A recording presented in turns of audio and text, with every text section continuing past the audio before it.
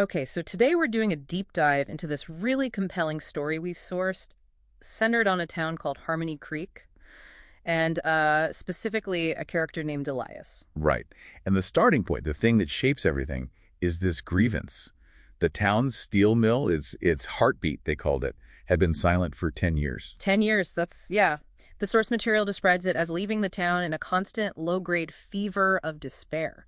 That's where we begin. Exactly. And our mission here really is to use Elias's journey to sort of track how that deep local pain gets turned into political action. And then what happens next? Well, often you see this social fracture, and importantly, the policy failures that kind of sneak in afterwards. Elias's story shows us that whole arc. So after a decade of this despair, something changes, a political movement arrives, and the way it's described, it wasn't quiet, it was a roar. A roar, yeah.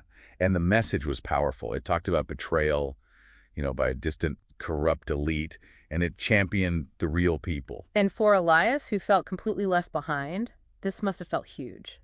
Oh, absolutely. The sources say he felt seen. It was like this powerful balm on a raw wound, that feeling of being finally acknowledged. But that acknowledgement came with a cost, didn't it?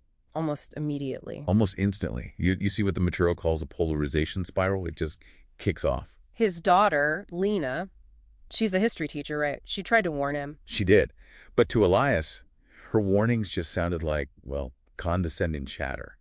It wasn't just disagreement. It was a dismissal of who was speaking. Anyone seen as establishment.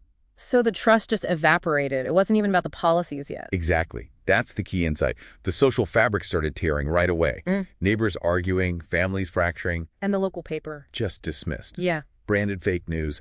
The basic ways the community communicated, they just broke down. Okay, so the movement achieves its political victory. But the big promise, the mill. It didn't reopen. That central grievance, the reason for the roar, it wasn't fixed. So what happened instead? Something quieter.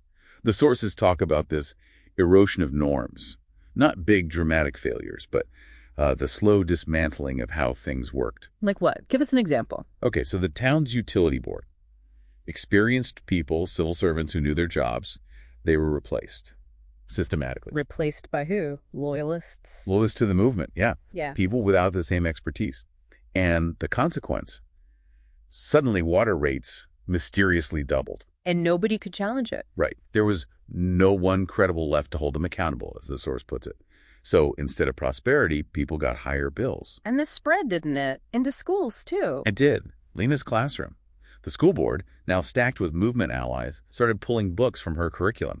On what grounds? Labeling them unpatriotic. So the energy that was meant for jobs ended up focused on, censorship and utility bills. It's striking how, as the sources say, this happened not with some big collapse, but with the quiet shuffling of papers in the town hall. Precisely.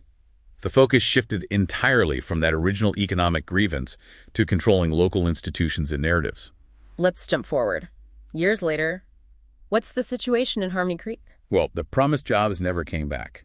The town's actually poorer and angrier. The divisions are deeper.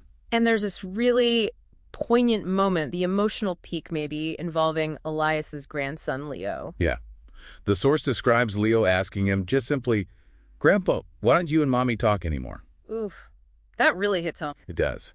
Because that's the moment, the sources suggest, Elias finally gets it. He realizes the movement didn't fix anything for him or the town. It just used the pain. Used it as fuel. And in the process, he lost his family connection and his community bonds.